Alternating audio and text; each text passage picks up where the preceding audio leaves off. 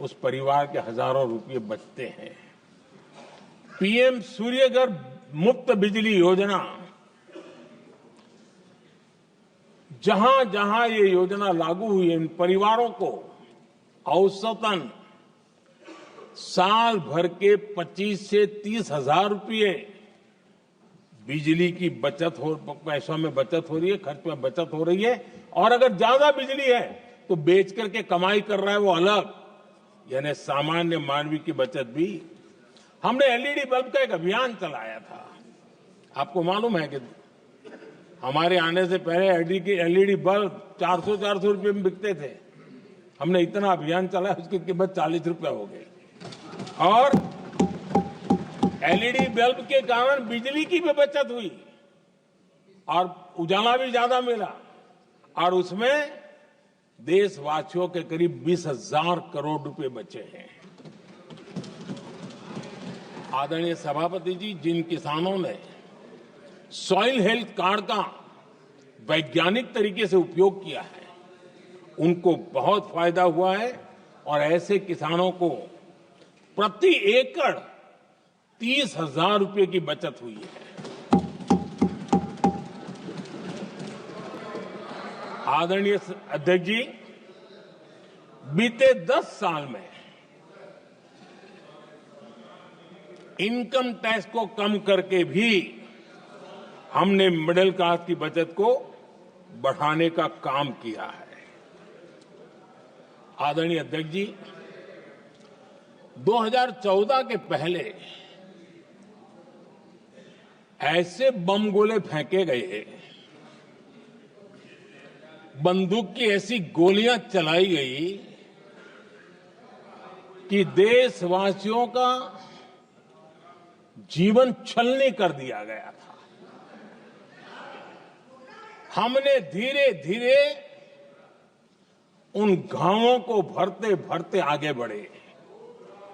2 लाख करोड़ रुपया, 2 लाख रुपया 2013-14 में 2 लाख रुपये, सिर्फ 2 लाख रुपये, उस पर इनकम टैक्स माफी थी। और आज 12 लाख रुपये संपूर्ण रूप से इनकम टैक्स से मुक्ति। और हमने बीच के कालखंड में भी, 14 में भी, 17 में भी, 19 में भी, 23 में भी हम लगातार ये करते आए, घाव भरते गए। और आज बैंडेज बाकी था, वो भी कर लिया। स्टैंडर्ड डिडक्शन, उसके अगर 75,000 जोड़ दें तो 1 अप्रैल के बाद देश में जो सैलरीड क्लास हैं उनके 13.25 लाख रुपए पर तक कोई इनकम टैक्स नहीं देना पड़ेगा।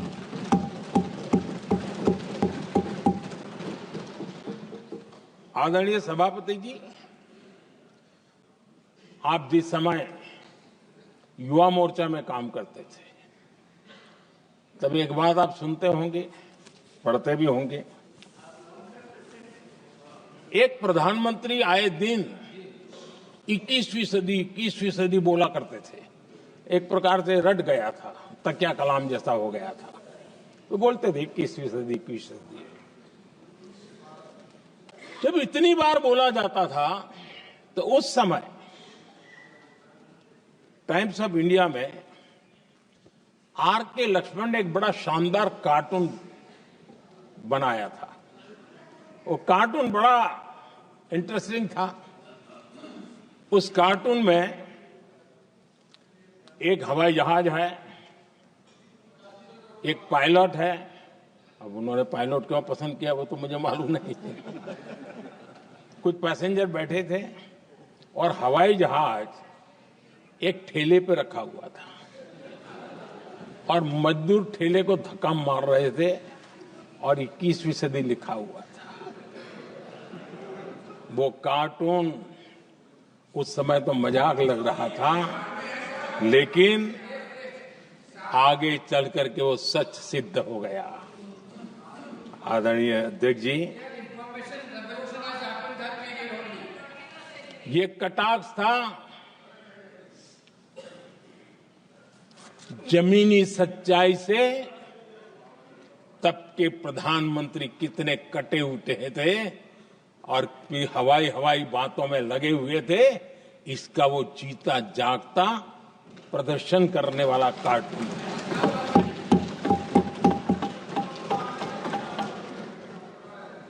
आदरणीय अध्यक्ष जी, जिन्होंने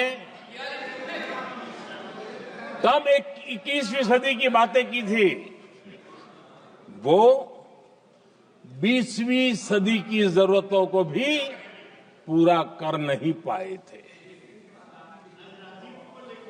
आदरणीय अध्यक्ष जी, आज जब मैं देखता हूं, पिछले 10 साल से सारी विषयों को बारीकी से देखने का अवसर मिला है, तो मुझे बड़ा दर्द होता है। हम 40-50 साल लेट हैं, जो काम 40-50 साल पहले हो जाने चाहिए थे। और इसलिए ये साल जब 2014 से देश की जनता ने हमको सेवा का अवसर दिया, हमने ज्यादा से ज्यादा युवाओं पर फोकस किया। हमें युवाओं की आकांक्षाओं पर बल दिया। हमने युवाओं के लिए ज्यादा अवसर बनाए। हमने कई क्षेत्रों को खोल दिया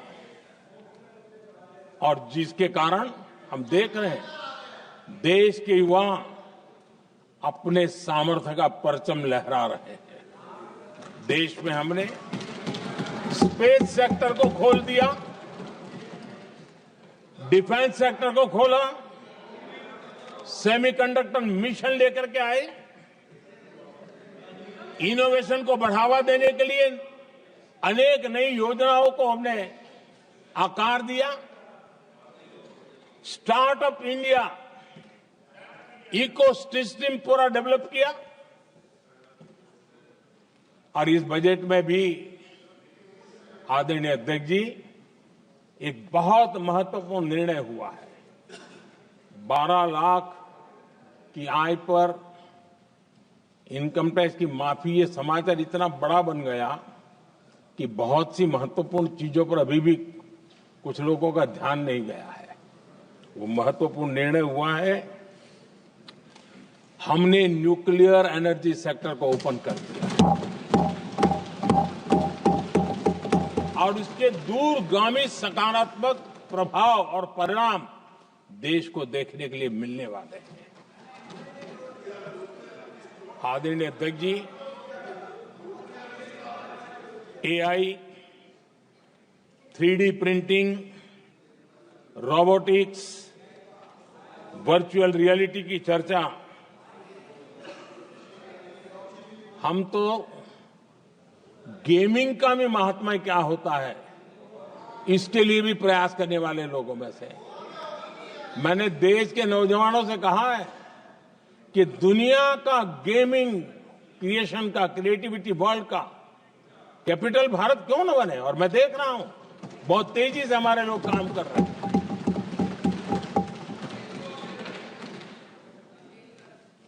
कुछ लोगों को अब जब एआई की बात होती है, कुछ लोगों को अब ये शब्द फैशन में है तो बोला जाता है, लेकिन मेरे लिए